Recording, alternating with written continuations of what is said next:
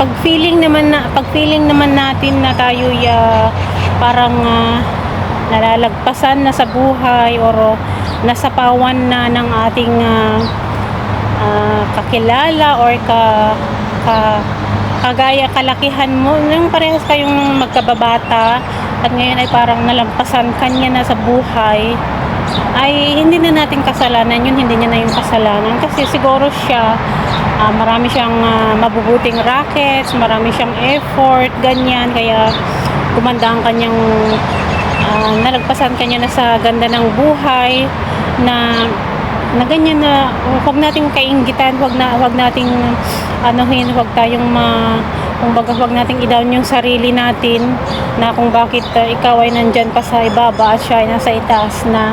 So pag ganyan ang nakikita mo na nalagpasan ka na, edi gumawa ka rin ng paraan para makahabol ka, ganyan, pero paraan na mabuti, ganyan, gumawa ka ng paraan para makahabol ka, ganyan, kumilos ka kung ano man yung mga bagay na dapat gawin para gumanda-ganda rin ang buhay mo, aakyat din, ganyan. Huwag mong i-down ang sarili mo and huwag kang parang makaramdam ka na ng galit sa kapwa mo dahil ikaw, ginagawa mo naman yung mabuti, mabait ka naman, pero bakit nalagpasan ka na niya, ganun, kasi hindi natin alam kung ano rin yung mga way niya para gumanda ang buhay niya.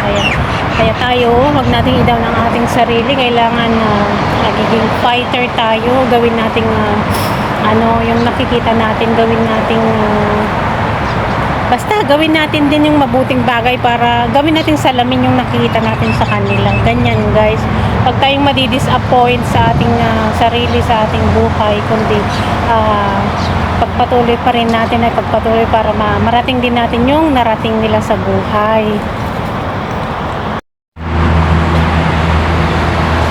Iwasan din natin yung guys, mga kananay, kapwa OFW, mga mahal kong mga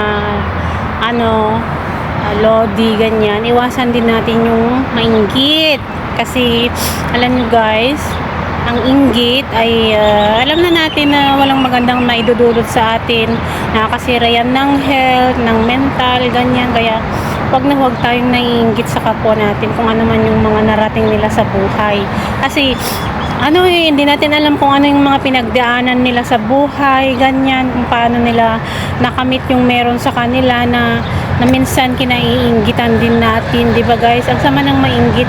Pag naiinggit, hindi masama ang mainggit kung gawin mong inspiration, kung baga gayahin mo rin, gumawa ka rin ng katulad ng ginawa niya, ganyan, para marating mo rin yung katulad ng ginawa niya, hindi yung mag-inggit-inggit ka ng tapos hindi ka naman kikilos para gumanda rin yung buhay mo, ganyan, puro ka na lang inggit, gumagawa ka na lang ng mga masasamang istorya sa kapwa mo. Diyos ko, nakakasira yan ng mental guys, ng isip. Hindi mo matutupad yung pangarap mo pag naiinggit ka sa kapwa mo. Kumilos ka rin, at saka kung mas nauna siyang nagtagumpay sa buhay kaysa sa'yo, ganyan talaga ang buhay guys, hindi tayo pantay-pantay. Kaya pag tayong mainggit, iwasan natin ang mainggit kasi talaga nakakasama yan sa ating health, tsaka lalo ka pang hindi magtatagumpay sa buhay. Marami kasi akong napapansin yung parang naiinggit sila sa'yo na akala nila talagang asinsado ka na, pero hindi nila alam na yung kinaiinggitan nila maraming pinagdaan ng hirap at hindi pa man talaga as in na gumanda ang buhay niya, pero kinaiinggitan na. Ang dilim naman nito. Pag mainggit, alam nyo guys, pag may naiinis sa inyo, huwag nyong pansinin kung may mga taong naiinis sa inyo na wala namang talaga kayong masamang ginagawa, na wala namang kayong kasalanan sa kanila. At saka kayong mga taong mahilig mainis sa kapwa nyo, masama yan. Pag kinaiinisan nyo yung kapwa nyo, nako, halos na kinaiinisan nyo na rin yung nasa itaas. Kaya iwasang magiging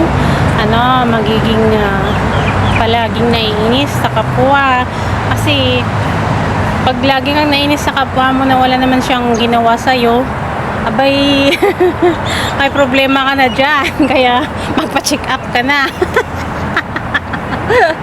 Masamang naiinis guys, at tayo naman pagka alam natin na may naiinis sa atin, nako, wag nating patulan, sadyahin pa natin. Sadyahin pa nating painisin, ganyan, pag tayong gaganti.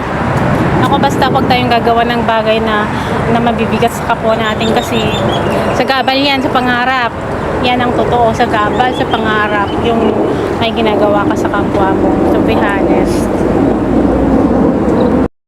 Hi guys. Nandito na ako sa ibaba, wala na ako sa ilalim. Ang init, nasunog na naman yung ano ko. Sunog na nga. Lalo pang nasunog, pero ang ganda naman dito. Diyan na yung malaking dagat. Naka-ano kasi, naka-bakod. Naka-prints pa, naka-alad. Dapat doon pala ako, kasi doon ang ano. Pero wala namang akyatan doon eh. Ay, may parts pa dito na hindi ko napasok. Pasukin natin para alam din natin yung kwentong kung saan basta babay, tinatanong nila kung saan nakasafar, kung saan yung ganito, ganyan, di ba?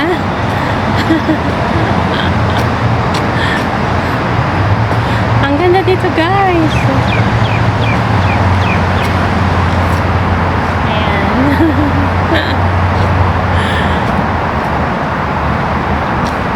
Ay, buti na lang talaga may hangin pa.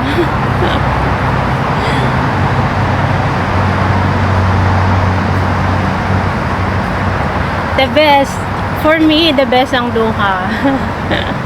Dito ko lahat natagpuan. Lahat. In the name of Jesus. Lahat ng swerte.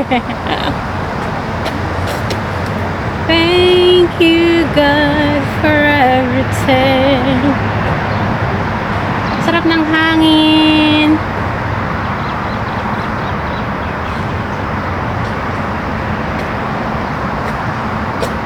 Naku. Kumain ako ng 2 itlog at saka 2 cupcake. Ayun, gutom na naman ako. Pag sanay na talaga tayo sa rice guys, sanay na talaga tayo.